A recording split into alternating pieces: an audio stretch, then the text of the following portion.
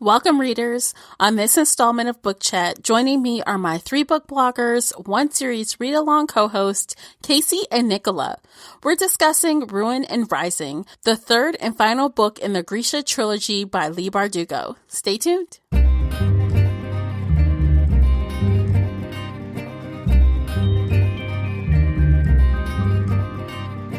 Hey everyone, I am your host, Tamara Ford, and welcome to Book Chat here on the Shelf Addiction Podcast. Join in this book discussion by finding me on Twitter as well as my book blogger co-host. Tweet at us using our special hashtag 3bloggers1series. That's using the numeric 3 and 1. Again, that's hashtag 3bloggers1series. If Twitter isn't your thing, no worries. You can join us on the Facebook group, Shelf Addiction Official, and talk about the series with us there. I hope to hear your thoughts on this book discussion. The links for everything I've mentioned are below in the show notes. But before we jump into this conversation, I have a quick note. I want you to get the full enjoyment out of this conversation, so I recommend that you read the book first. This is a roundtable book discussion, so of course, spoiler alert. You've been warned.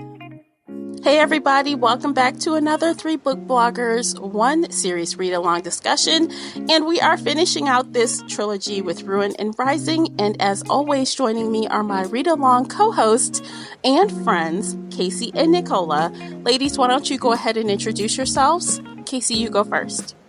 Hey everybody, I'm Casey. I've been a book reviewer with Literary Escapism forever. It's been 8 years now.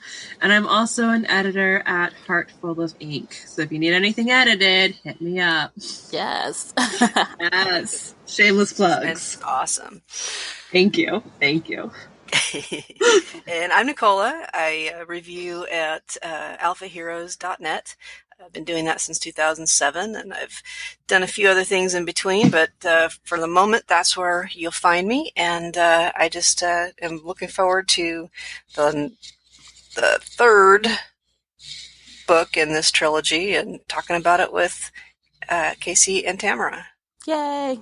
Yay. Okay, let's jump into it, guys. Okay, because right before we hit record, we just got finished talking about when we read this book. So I think, Casey, you finished last, which was, 5 minutes ago, you said?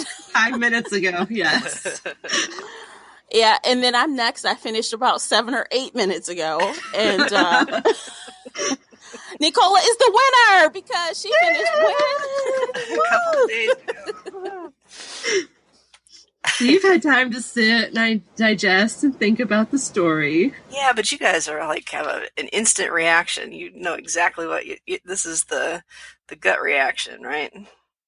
Yes. Yeah.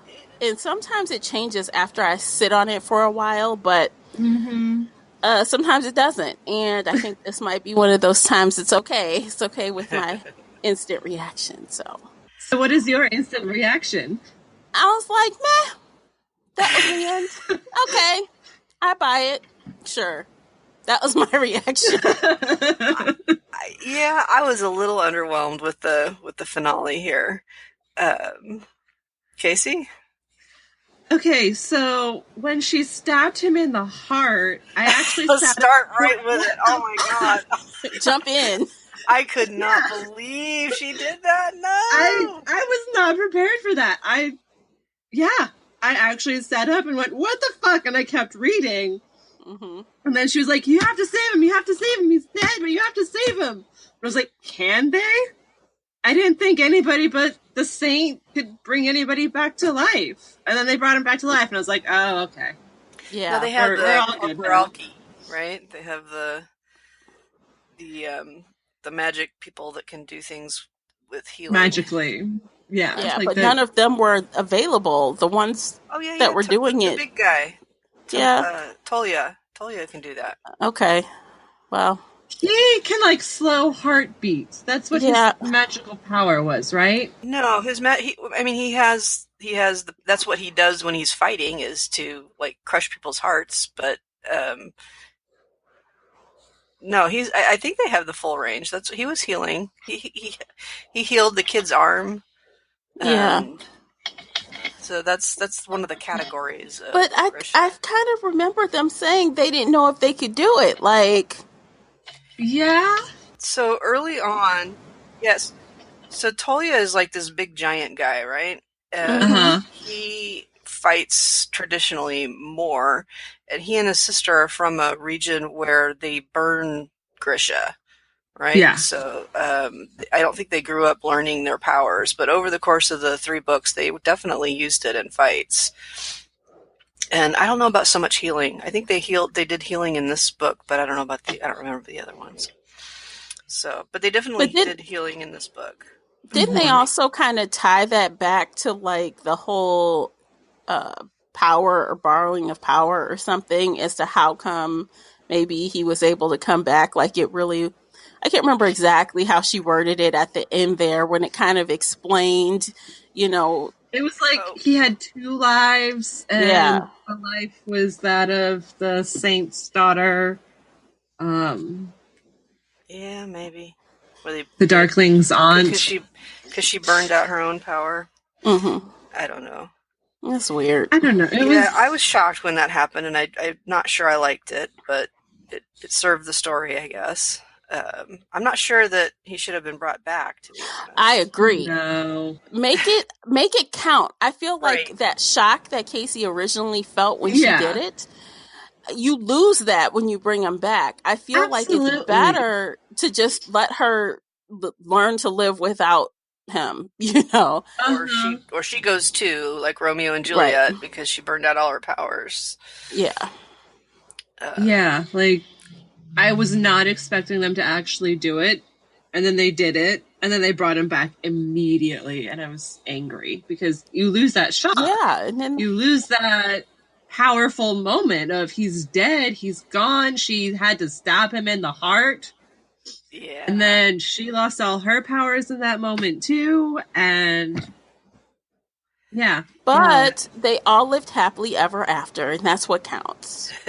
I gotta say, I did love that epilogue. That's one of like the best warm, fuzzy, happy ever after chapters I've read.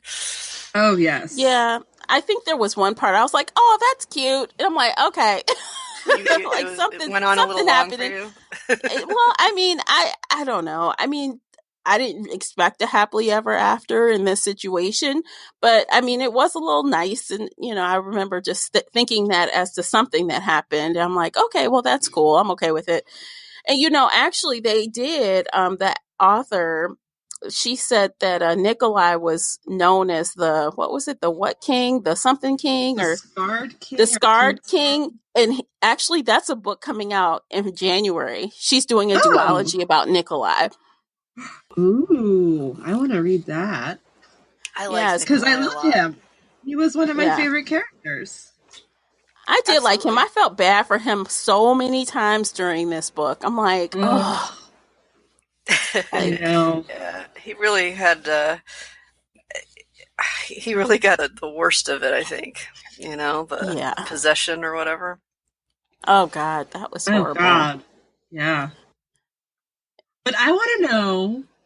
She was leaning over him in that moment, watching the darkness take him, and she didn't try to do anything.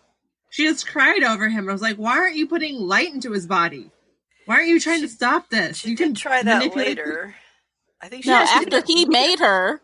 He made her. He made her. Yeah, he was like, you have to do it. And put his I think she just had no idea what to do. It didn't occur to her to do it. She didn't even try, though. She didn't. She just kind of stood there and cried. Yeah, I think Helena did that a lot this book. She just stood there and cried a lot. Yeah, so that scene was really, really pivotal when she killed Mal. But it was the lead up to that. I felt like the beginning of the book was slow. Maybe it's me. Very slow. No, it was slow. Okay, so for new listeners, I've got some health challenges, and so some days I'm just not in the best of mood. And this was one that I had to really plug through to get through the first third or so. And they just kept losing. Like, that was really hard for me to there was so little hope in the first part of this book. Just the Darkling kept devastating them over and over again. And I was just like, and when they got to the scene where they took out the mountaintop stronghold, I was just like, oh my God, again? Now they're going to go fight this army with like 8 people? You know? And it was pretty bleak. And it was very bleak. Yeah, so I really had trouble with that. So. I didn't, but I feel like I had, well, I agree with you, the beginning was slow, and I was really close to skimming, but I said, no, I'm not going to do that because I could miss something important. But there was a lot of like relationship stuff going on. I'm like, oh God, are they like, is everyone coupling up now? I'm like, what's going on? I'm like, they got these touchy-feely things. I'm like, okay. It was just a lot of that to me early on before things started getting, going. And I'm just like, I could have not had that and been okay with it, I think. But yeah, honestly, I felt like that should have been book 2, and then book 3 should have been more actiony. That makes sense. Some battles. Because this was just a lot of like, all right, we're gonna hook up now, and oh no, the Darkling's here and we're dying. Okay, so now we're gonna hook up again, and we're gonna cry a bit because we keep losing everybody. But oh no, he's back again, so we have to cry and fight and die. Yeah, and Mal with his, oh, don't talk to me, don't touch me, oh, I can't deal with it. I'm like, oh, shut up. Like, okay, we understand. You want, you feel guilty that you felt like you didn't help her the way you should have, and you feel you can't be with her and help her as well. But my goodness, stop whining like a baby. Thank you. It's like a murder. Nobody loves it. No. That time she touches the scar, the time she touches the tattoo or whatever on his back, he's like, oh, don't touch me. Oh, I can't. I'm like, shut up. God.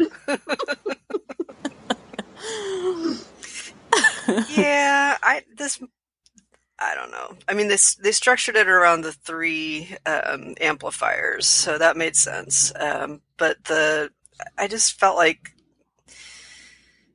it just felt slow. I can't tell you what they should have done differently. It just felt slow. Casey's the one that's good at that. Here's how you should have done it. Let me fix it. I'm just like, I don't know. I just didn't like it this way. So. Yeah, it was slow. Yeah. And she tried to balance out relationships with fighting, and it just didn't really work here. It could have, for me, I just wanted them to win a little bit of ground at some point. But they started out with this huge defeat where they were forced underground, and the apparat like kept them underground against their will, which was weird. And for months. Which was weird. And, so they had to fight their way out of the caves, and then they had to fight their way to the mountain, I guess they flew to the mountain, right? But they just, every time they fought, they lost until that big one at the end. I just wanted them to gain a little bit of ground, a little bit of hope somewhere along the way, because otherwise the story doesn't like have peaks and valleys. It just has this big valley, Yeah, that's probably true. Yes. Honestly, there's nothing that I was excited about the entire time I was reading the book. That's what I'm saying. Like the peaks and valleys there were none. Even on the relationship side, it was all like, oh, we have to sacrifice our personal happiness because she's going to be a queen and he's just a peasant. And yeah, which is why all the secondary characters got to go around kissing each other, but that was it. And that wasn't. And then somebody would die. I'm not going to call that a peak. Sorry. Yeah, it wasn't. No, it wasn't. It all felt like desperation. It didn't feel like hope to me. It felt like desperation. Yeah. Absolutely. Maybe it was supposed to.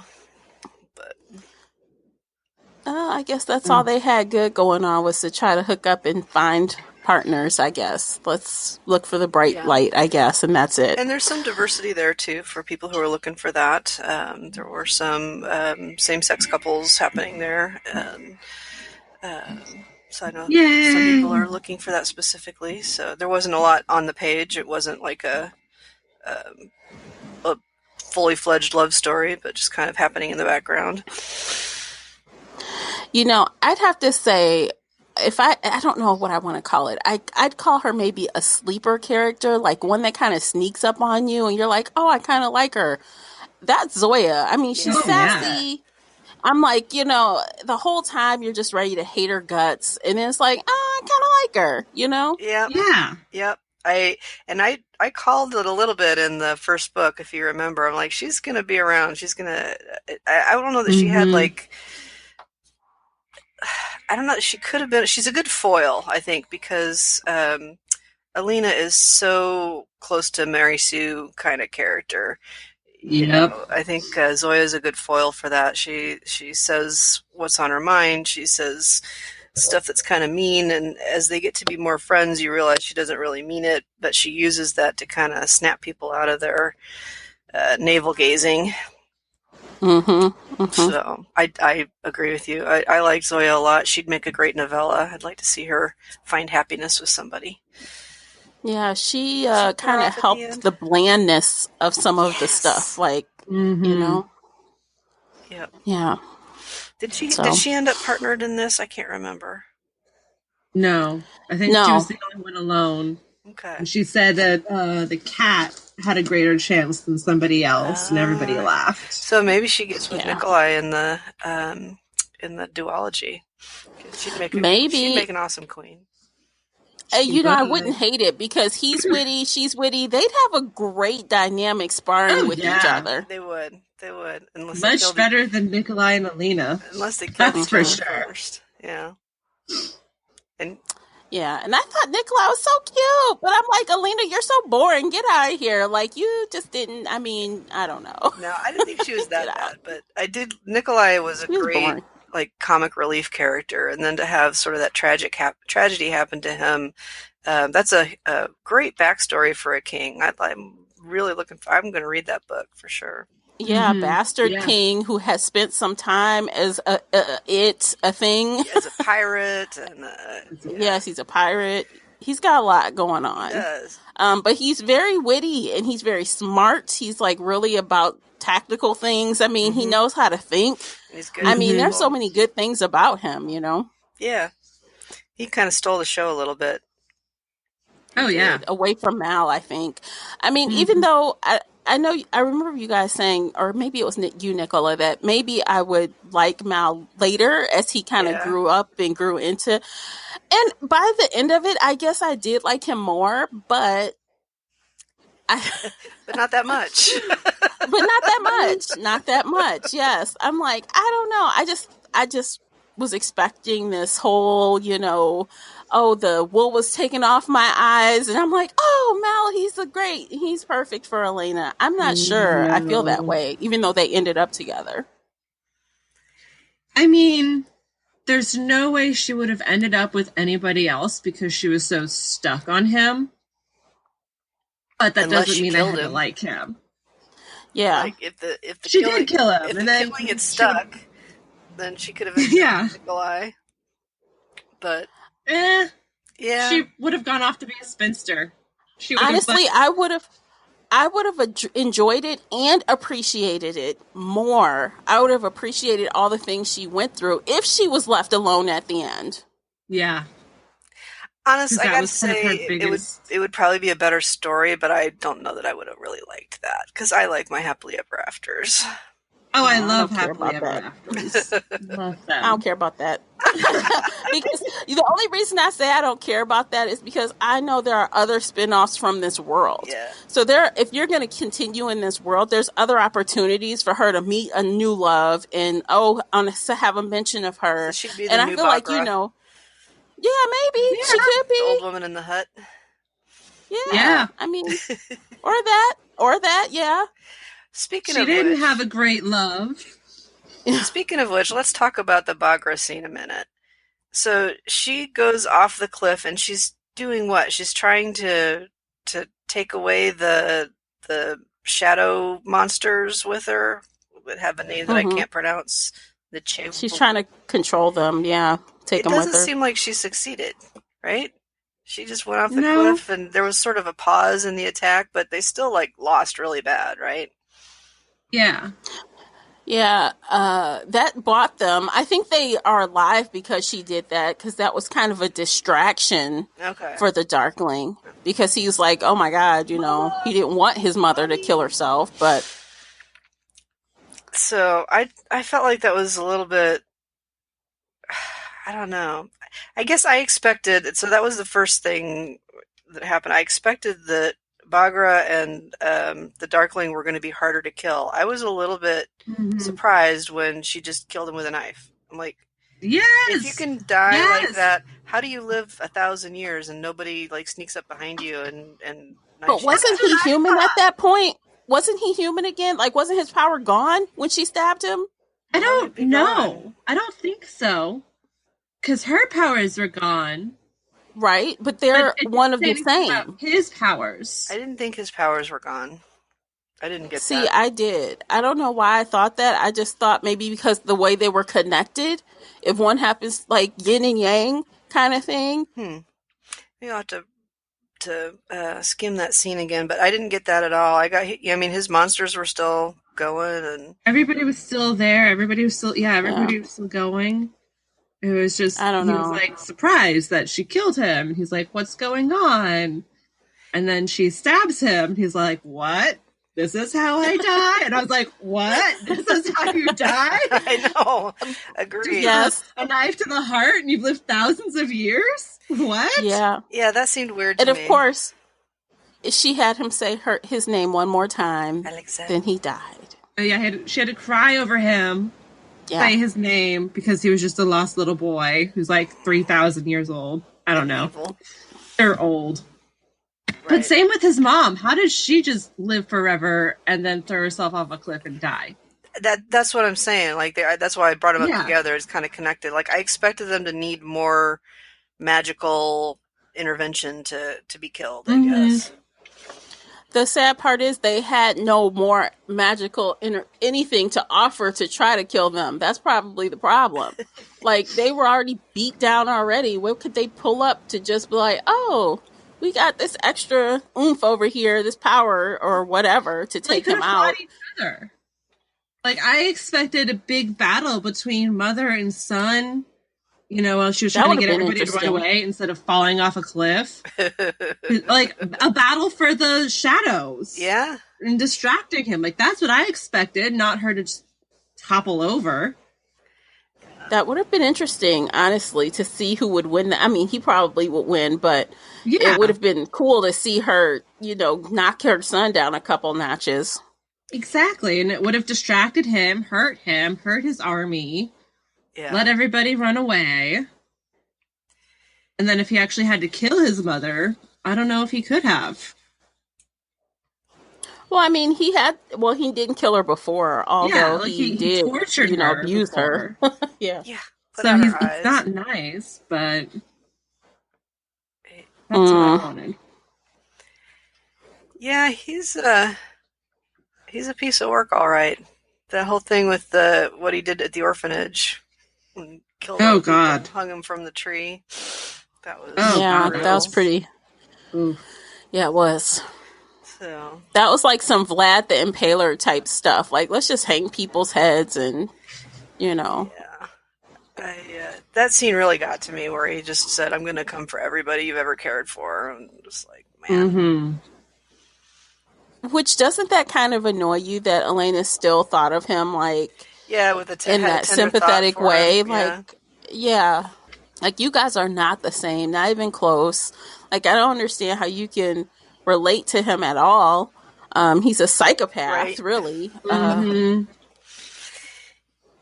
Agreed. I mean, the whole visiting him and stuff, and like that scene where he's all trying to, you know, get in her metaphysical. What's the word I'm looking for? Her, you know what I'm saying? Her fake pants. Yeah. You know, it's not real, but let's get it on. And then he gets all pissy when she says no. I'm like, oh, I can't stand this. It's so icky and just gross. And it's like, why? Well, why?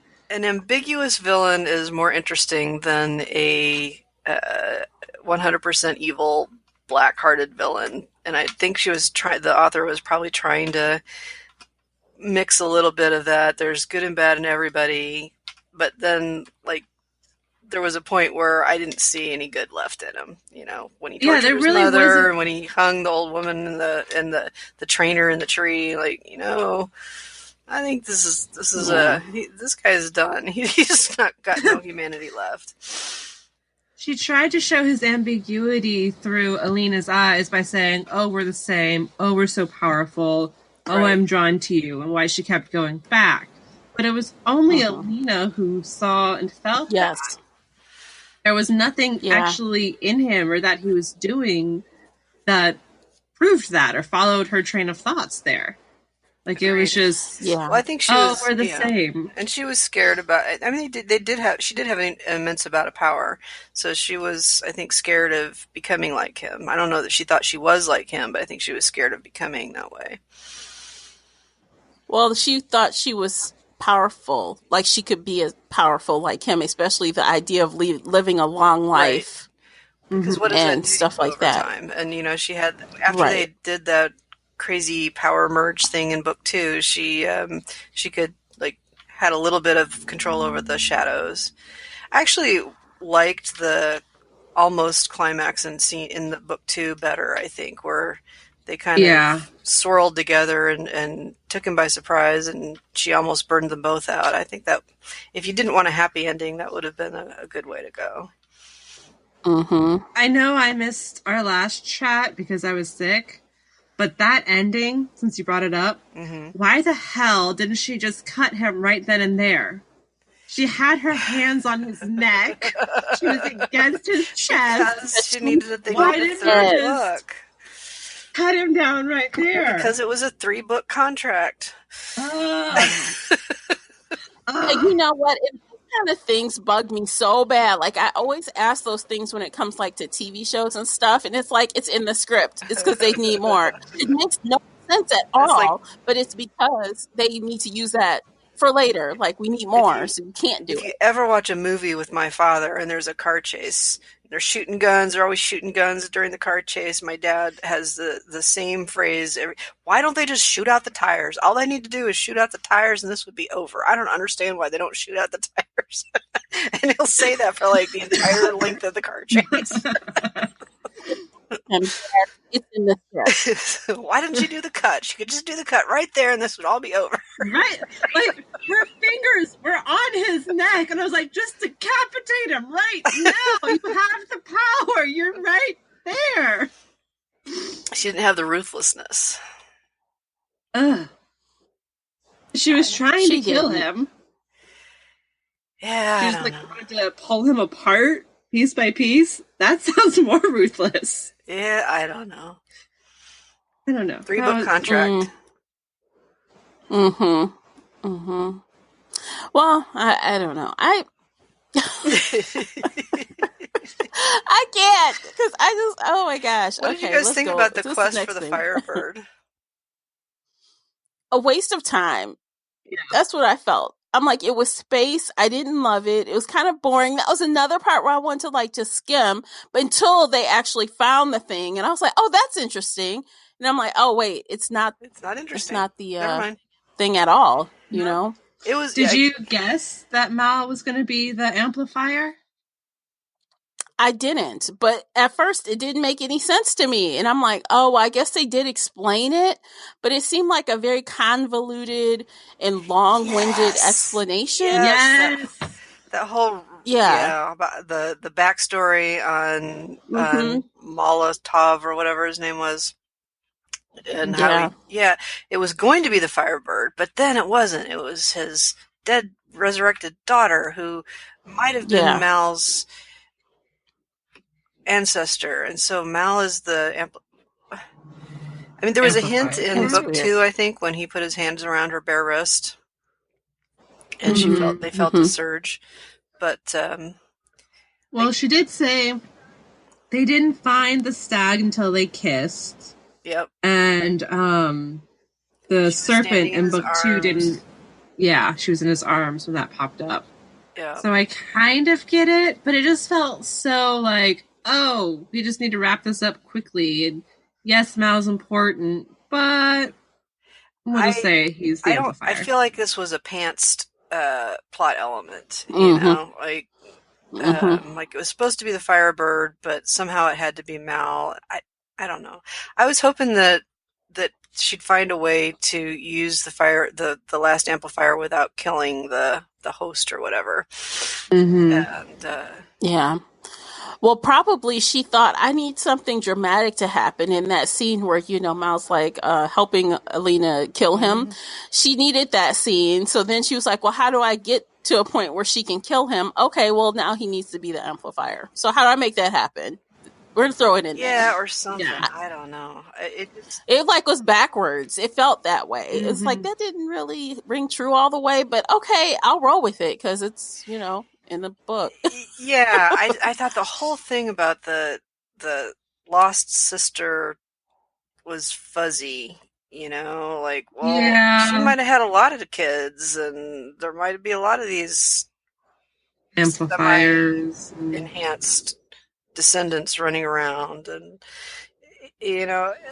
See, I thought it was more interesting when we started sorting that out, and then Elena was like, that's my cousin. That could be my cousin. And she was freaking out because she kissed him and did a little more things with him, and then to find out it wasn't her cousin, but, it was Val's relation. I was like, oh, God, boo. Yeah. I thought we were going to learn more about their past because they kept bringing up, like, those three things she saw, the beats and the shoulders and, like, the cart. I think that's what it was. Yep. They kept bringing that up and bringing that up. And I was like, all right, are we going to have a flashback? Are we going to see that? Is this important? And it turned out to be nothing at all. Well, there were such small little things. I think that the point of those recurrences is just that she couldn't remember anything that was going to help her. Right? How does a bowl of beets help? And you say it once or twice. I felt like it was said repeat, like, way more than that. It could just be me. But I was like, you've said this way too many times. This is either important or you need to start cutting it down. You don't repeat yourself unless it's important and you want the readers to know and remember that and be like, oh, yes, the beats. That was important. It's so you realize that it's fake Russia. It's alternate Russia. That's what it's. I don't know. I don't know. It was just. Interesting. Yeah, so let me ask you guys this: are you outside of Nikolai's duology that's coming out?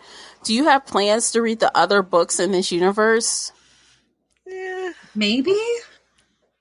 Yeah, I'm not. Like, I like the secondary characters. I'm definitely going to read Nikolai's book, his books, but I don't know. I'm not like rushing to go get them right now. If there's anything else with Elena, I might skip it. I'm ready for a break from the Grishaverse. Yeah, ditto. Yeah. While I do like Nikolai, I'm not sure I'm going to read them. I'm not sure. I'm not sure because it's just so. He's good, but everything else. It's so young. It's like I wish it felt older. And I mean, I hate to just say this because I said it during our last recording. Casey, you missed that, but I've been reading the Throne of Glass series, and it feels so much older. It feels more genuine. It feels like there's some big consequences for what's going on, and I feel like it's kind of just light here. It's fantasy light for YA, and I just don't like that feeling. And as long as I feel like Nikolai's story is going to be more of the same, so there may be something big going on, but in the end, it's just going to be a happily ever after that I'm not going to care about. So I know that sounded harsh, but that's kind of how I grow up a bit and be darker, like maybe. Especially after this. Because I don't know, I don't want to assume that. Fingers crossed. But I had a similar thought while reading this, that I just thought, where are all the adults? Because all these guys are like 16, 17. There's that like 13 or 14-year-old boy who lost his arm, but he's also a soldier. He was 12. And he was too all the young. adults are really, really old. And then it's all these 16-year-olds going around saving the world. I was like, God, it's like Twilight. Where's everybody else? The 600-year-old dude that looks 20 and the 18-year-old girl. Yeah. Mm-hmm. If she's 18. Mm-hmm. I thought she was 16 or 17. I don't But know. yeah, it's all just a bunch of kids, and there are no adults around Yeah. anywhere.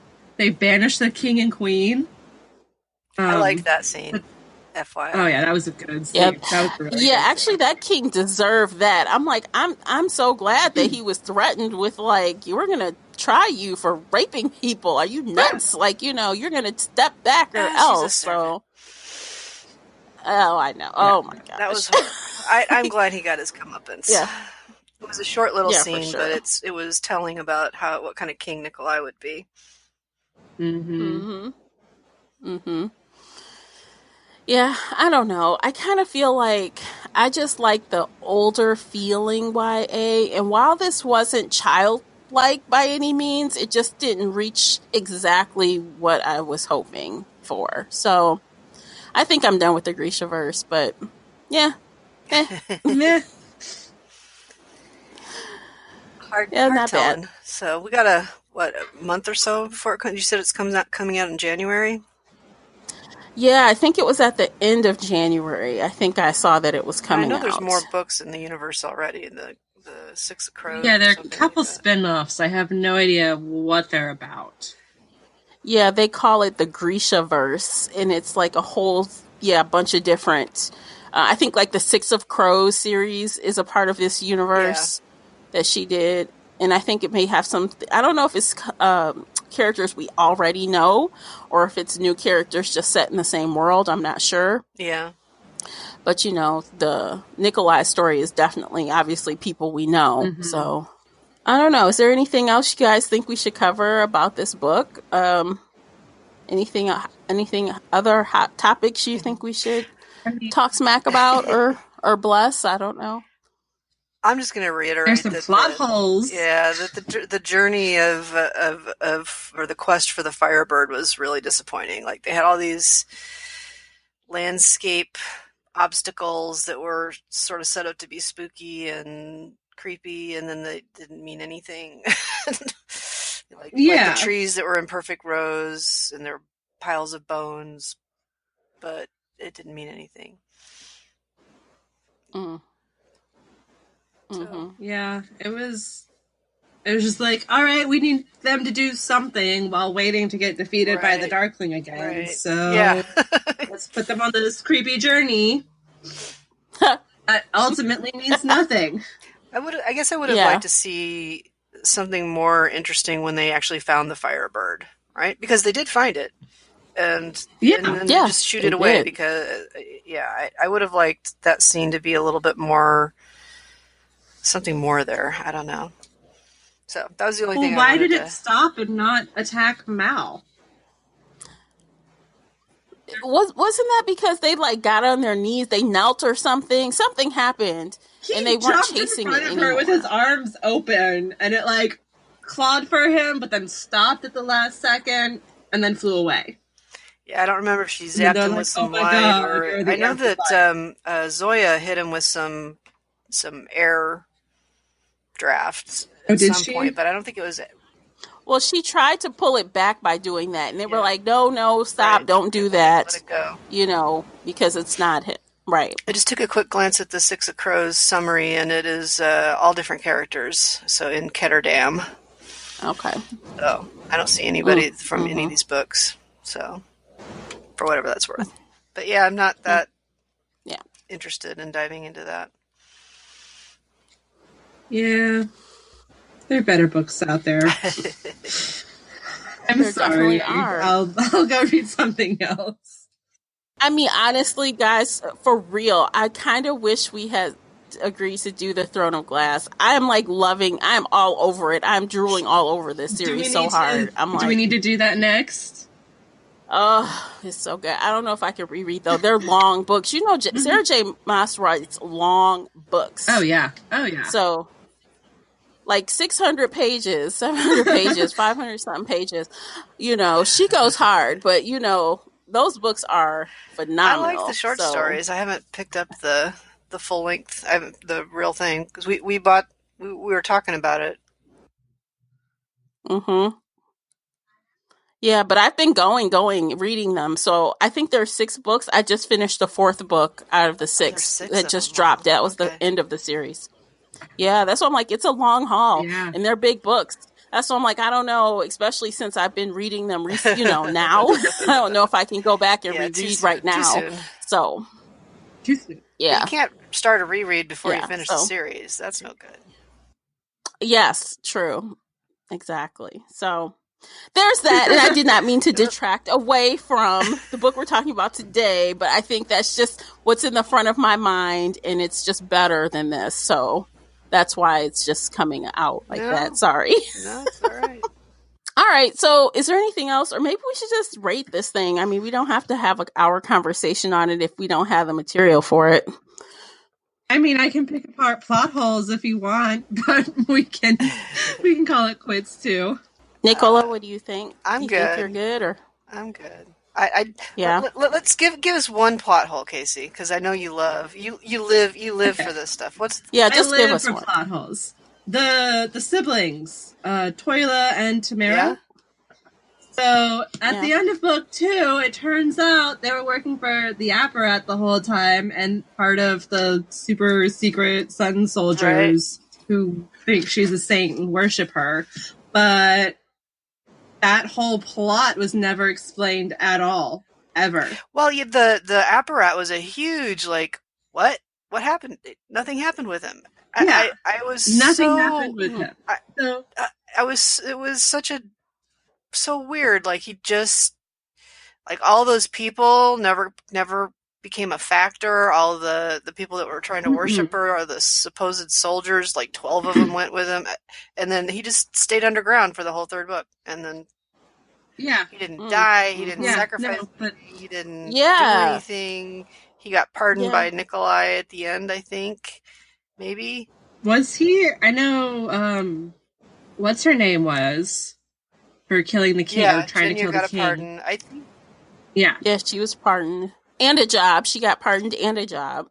I don't know. But the siblings. They were with Nikolai at the beginning of book 2 on the ship, and that's where they first met Alina and Mal and joined the adventure. Right.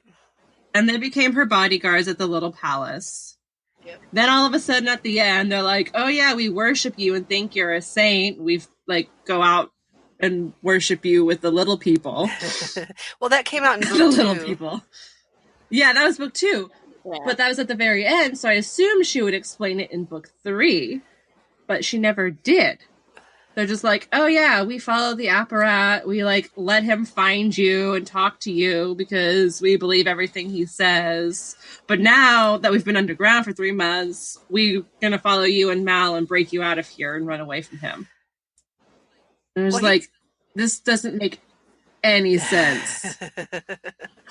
None of this. Yeah, what would change their opinion about what they were doing before? What changed their opinion about Alina to make them believe she... I didn't think it... I mean, it didn't strike me as a plot hole because I didn't think that it did change. I think they still thought she was a saint.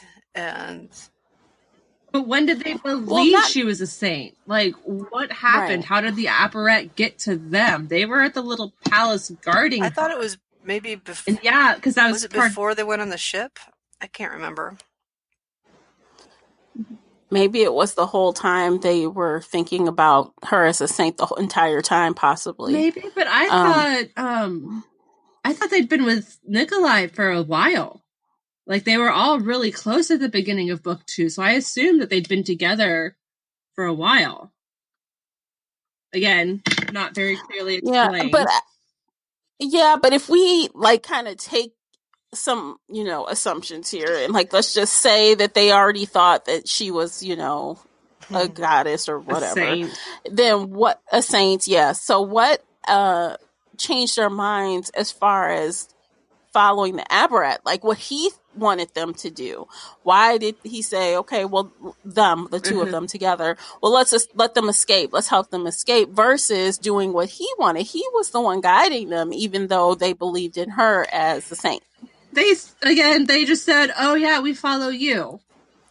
We trust you. We worship you. We follow you. Even though we was following him in book 2, now we're following you.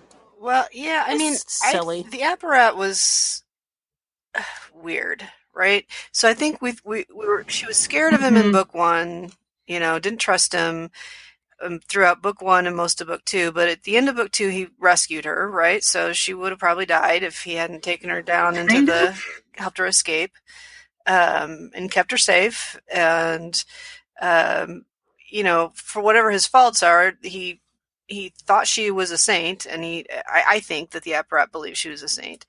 And I think that I don't think he did.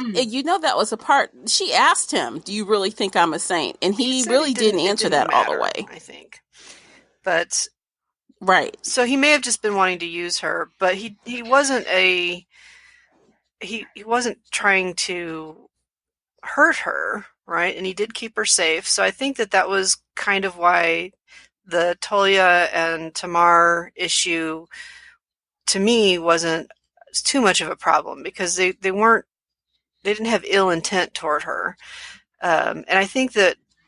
No, I just wanted an explanation, because it was just so, again, like with this ending, it was just like, oh, well, Mal is the amplifier. All right, we're going to stab him in the heart and kill him, but then we're going to bring him back to life. And that's that. It's just kind of like, oh yeah, they're working for the apparat and think you're a saint and nothing else has changed except everything has changed, but we're not going to explain it. So that's that. Yeah, I thought I would agree. Just think that the apparat, the whole plot line about him just went nowhere. That was weird. Yeah, it was a plot hole. It was like weird. I don't even know. I think it would have been easier to digest that section had, like, for example, after he rescued her, got her back to good health and said, okay, now what's next for you, kind of thing, instead of trying to kind of hold her there. And that was kind of, we never got things motive I think for kind of him. got a little murky. If his intent was to, right, exactly. So we never had a little, like, what was his end game? Yeah. And we still don't know, because he's around, and I don't know, maybe it'll come out in Nikolai's book or something, but she's not I liked that they kind of faked her death. I thought that was smart. Mm-hmm. But... yeah. I mean, that was really... I thought about why she didn't want to go and teach everybody, because at the beginning of the second book, she was all adamant about, like, oh, we have to save everybody. Yeah. I have to help everybody, all the students. And then once everybody got her powers, questioned why she didn't want to go teach them and help them. That was a passing thing. Like, they had that moment where they were able to help in the fight, but I didn't get the sense that the rest of the world got to keep that spark that they got from her. Oh, yeah, no, somewhere, I think when she was talking to Nikolai, he asked if she would come teach everybody at the end. They definitely asked her to teach, and she said no. Because they still have the powers. Yeah, I wouldn't want to teach. I mean, it would come out who you are somehow, some way it would come out. And wouldn't that just, kind of just negate everything you're trying to do by faking your death kind of thing? Yeah, no, I thought, like, not faking her death at all and just stay and help and teach. And be what the opposite of the Darkling, who hoarded his power. Oh.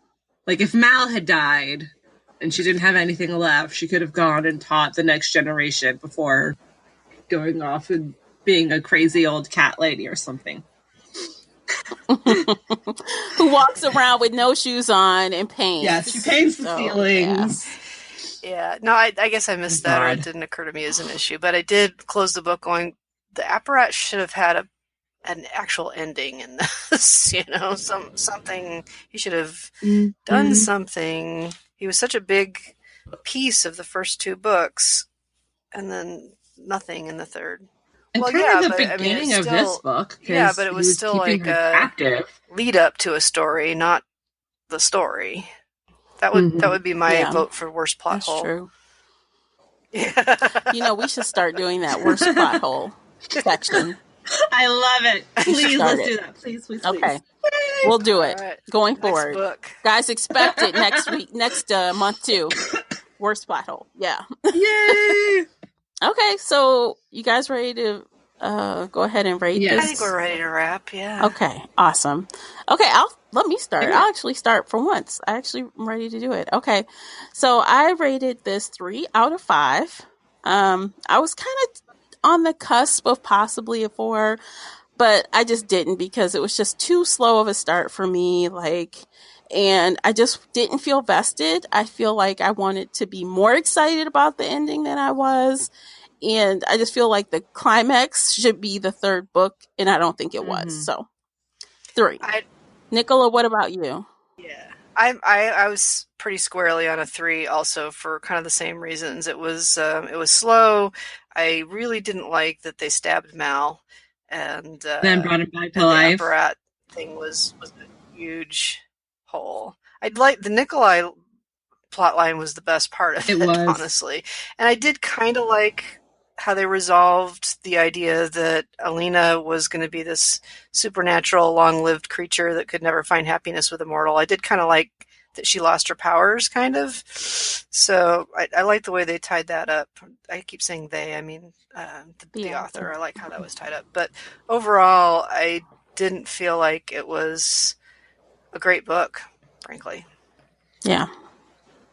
Casey, what do you think? Same. 3 stars. It was very lackluster for a final book. The whole Ruin and Rising title, it's 90% Ruin, 10% Rising. I know. Yeah. There wasn't much rising at all. Not much rising at all.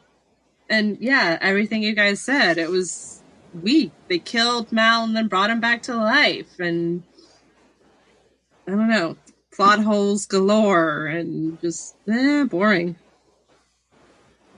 Yeah. Which is so sad. I mean, it was the second book, things were like really revving up. In the end there, I was like, oh yeah. Okay, what could this be? I was so excited over the second book. Kind of sad I didn't get to talk to you. I didn't want to like hack in your lungs or hack my lungs out in your ears the entire time. But the second book was good. We missed you. We didn't talk about plot holes in the second book. We missed you. Sure didn't. That's your job, Casey. Plot holes. Yes. I'm so excited. I still don't understand why the apparat kept her underground for she was so sickly, and I don't know. Because he wanted to keep her. I'm over it now. And something, and no motivations were explicitly told. Something. You know, this is just like one of those situations like when someone ghosts you and you don't know why. We're just not going to know why, ever. The apparat totally ghosted us. What the hell? Yes. Underground. Could have at least called once. Text, you know? Yeah. Sorry, it's not working out. My dog died and I can't manage it. I just can't. Yeah, something. That's hilarious. It's a great analogy. I love it. The characters that ghosted. Awesome. Yay. Okay. All right. So, guys, we don't know what we're going to do next month at this point in time. So you're not going to hear it right now, but you're going to hear it in a separate, probably little 2-minute blurb, or you'll see us announce it online or something. So yeah, you'll see it. Yeah, follow the hashtag 3bloggers 1 series, and you might likely see it before this episode comes out. So yeah, there's that. Timelines. You might already know, but we don't. Exactly. So you've got the one up on us as far as how the timeline is working. So there's that. Yeah. All right, guys. So it's been a pleasure. Thanks for joining me, ladies, as always. Thank you. It was fun. And we will see you guys next month. Take care, everyone. Bye. Bye. If you enjoyed today's book chat episode and would like to show your support, there are a few things you can do.